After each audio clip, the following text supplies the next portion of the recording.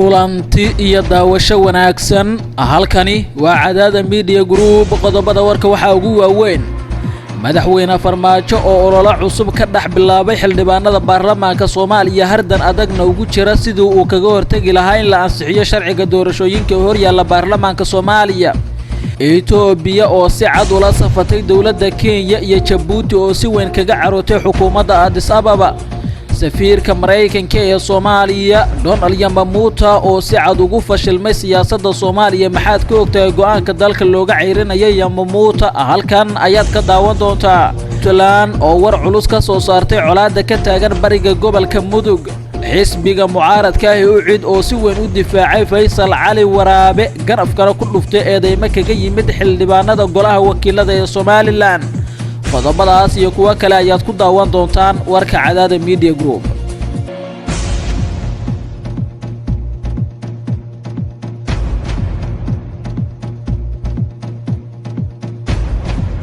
markale kulanti wanaagsan waan ku soo dhaweynayaa daawade haddii aad ku cusub tahay channelka nagu soo biir subscribe dhowr kuma kadibna fura gambaleelka had iyo jeer waxaad noqon doontaa qofka ugu horeeya ee la xogaha iyo macluumaadka halkan aynu ku soo daabacno aynu ku bilowno warka Cadaada Media Group madaxweynaha Soomaaliya mudane Maxamed Cabdullaahi Farmaajo ayaa olole ka dhax bilaabay xildhibaanada baarlamaanka Soomaaliya isaga oo isku dayay inuu ka hortago in la ansixiyo sharciga doorashooyinka dalka oo hor yaalla baarlamaanka Soomaaliya xildhibaano dhowr ah ayaa waxa ay sheegeen in madaxweynaha uu doonayo in la ansixiyo sharciga ay golaha wasiirada ansixiyaan bishii May kaasi oo ogolaanaya in madaxweynaha waqtiga loo kordhin karo haddii doorasho la qaban waayo sharcigaasi ayaa waxa wax ka bedel ku sameeyay guddiga hoosaadka ee baarlamaanka arrimahaasi u xil saaran waxa ay sheegeen inay aad ula yaaban yihiin sharcigan ay ansixiyaan golaha wasiirada isla markaasina uusan ahayn mid la ansixin karo wax ka bedelayna ku sameeyaan waana mid hadda madaxweyne Farmaajo uu ka gubanayo doorashada ayaa waxa la doonayaa inay noqoto mid qof iyo cod haddii ay taasi dhici weyso waxa si wada jira doorashada uu qaban doona labada gole ee baarlamaanka federaalka Soomaaliya aqalka hoose iyo aqalka sare iyo ku wada jira ay u gudoomin doonaan gudoonada baarlamaanka sida ay sheegeen xildhibaanada golaha shacabka baarlamaanka federaalka Soomaaliya ergada la isku keenaya Muqdisho ayaa wakiil ka noqonaysa shacbiga oo dhan waxa tuhuna laga qabaa in intooda badan ay yihiin kuwa ka socda dhinaca madaxweynaha ama ba si weyn u taageersan xukuumadda nabad iyo nolol waana taasi mid ay ka duulayaan baarlamaanka Soomaaliya waxa ilaa iyo hadda lala yaaban yahay in ay doonayso dawladda federaalka Soomaaliya in doorashada ay noqoto mid qof iyo cod isla markaasina lagu qabto goobo kooban iyadoona dad gooni ah la soo oo doorashadaas ay codeyn doonaan ayuu yiri xildhibaan ka tirsan baarlamaanka Soomaaliya madaxweynaha ayaa sida aan xogta ku helayno waxa uu dhawaan kulamo la qaadanaya qaar ka mid ah xildhibaanada baarlamaanka federaalka Soomaaliya isagoo kala hadli doona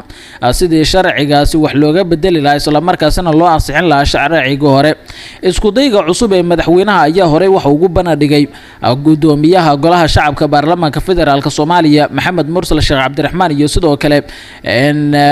ra'iisul wasaaraha dalka Xasan Cali Khayre iyagoona ku gacan saaray arintaasi madaxweyne Farmaajo habka doorasho uu doonayo inuu dalka ka dhaco ayuu la wadaagay xilligaasi waxaase ay diideen arintaasi iyagoo sheegay intaasi wax suurtagal aysan ahayn Xasan Cali Khayre oo la ogsoon yahay inuu yahay musharax u taagan qabashada xilka madaxweynaha Soomaaliya marka la gaaro 2020 doorashada dalka ka dhacaysa ayaa arintani wax uu arkaa mid madaxweynaha Soomaaliya Maxamed Cabdullaahi Farmaajo uu ku doonayo in kursiga uu ku sii xajisto isla markaasina uu ku sii dhax fadhiyo filla Soomaaliya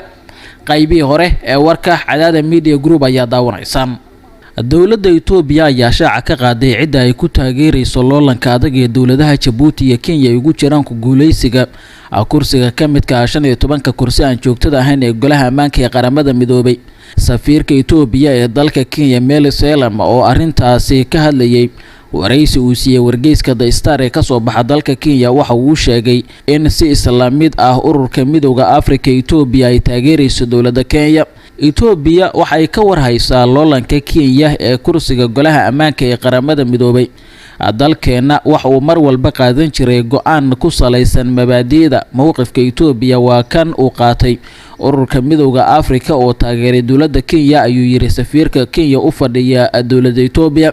Jabuuti ayaa diiday taageerada ururka midowga Afrika oo u jeediyay dowladda Kenya kaasi oo ahaa in dowladda Jabuuti ay ka tanaasusho arrintaas Afrikana ay ku matasho dowladda Kenya. Waxa ay sheegtay dowladda Jabuuti marnaba in sidaas aysan u fariisan doonin isla markaasina loolan adag iyo kursigan ugu jirta iyadoona taageero ka haysata dowlado badan oo caalamka kuwaasi oo saaxiibo dhow la ah xukuumadda Jabuuti.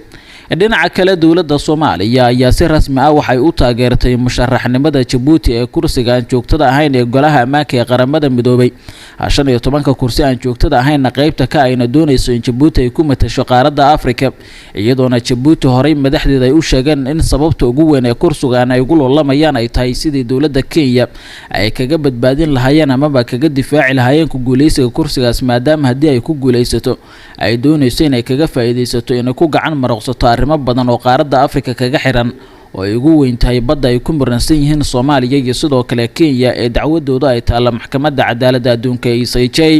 Mowqifkan ayaa waxaa shaaca ka qaaday danjiraha Soomaaliya ee qaramada midoobay Abuukar Daahir Cusmaan Baalle oo ka qayb galaya munaasabad ka dhacday dalka Mareykanka taasi oo Jabuuti si rasmi ah ugu dhawaaqaysay ololaheeda ay ku doonayso in kursigaas ay ugu guuleysato.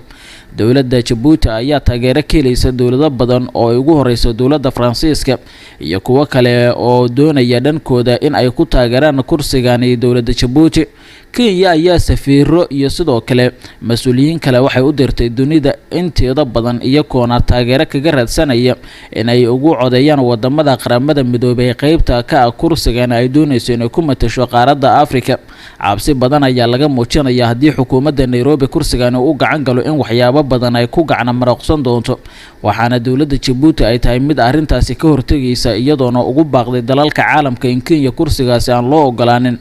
sababa la xiriira dhibaatooyin iyo dhaca badan oo ay doonayso in ay ka geysato qaybo ka mid ah qaaradda Afrika oo ugu horeyso Soomaaliya oo xilligaaniba ay ku muransan yihiin badda ay sheeganayso dowladda Kenya had yeeshee ay xaq ahaanta u leedahay dowladda Soomaaliya dacwadoodana ay ka socoto maxkamadda cadaaladda adduunka ICJ.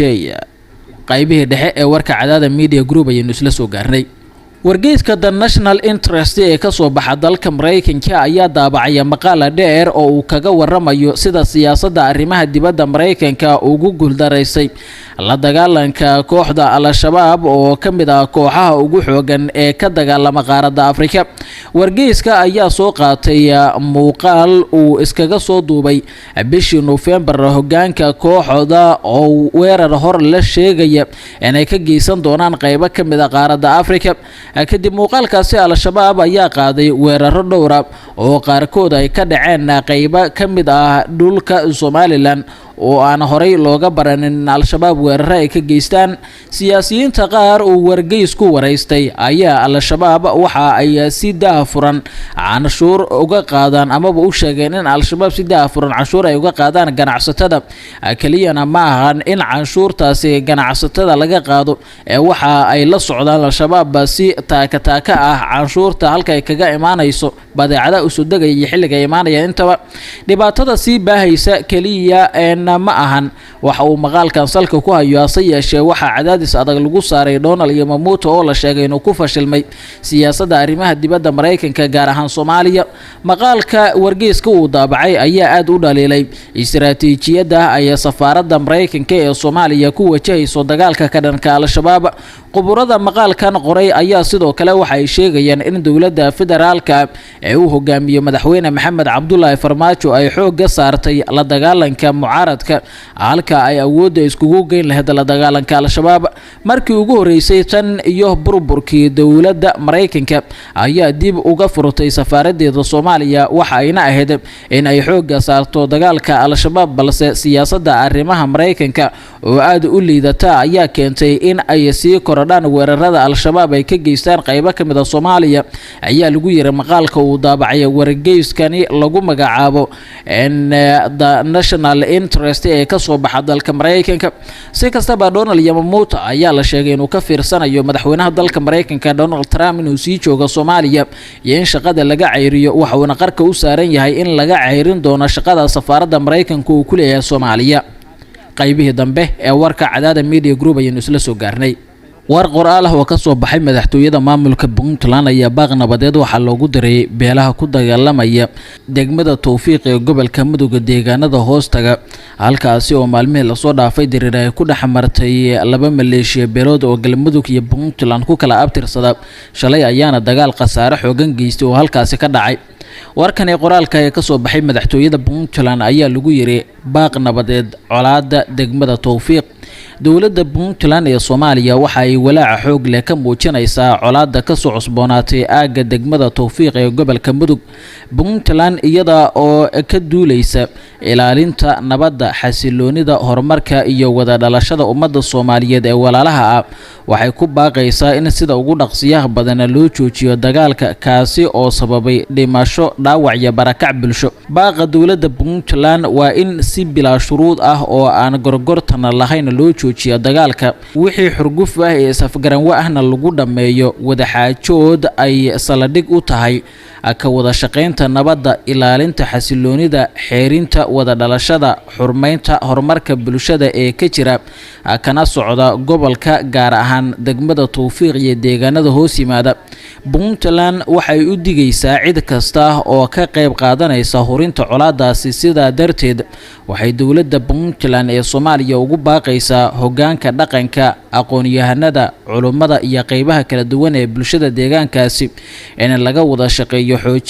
joojinta colaada iyo ilaalinta xasiloonida wada noolaanshaha iyo nabadgelyada gobolka ayaa lagu soo gabangabeeyay baaqani nabadeed ee ka soo baxay madaxtooyada maamulka puntland guud ahaan waxa intaas ku dhan warkii aad kala socoteen Cadaada Media Group tan iyo kulanti dambe nabad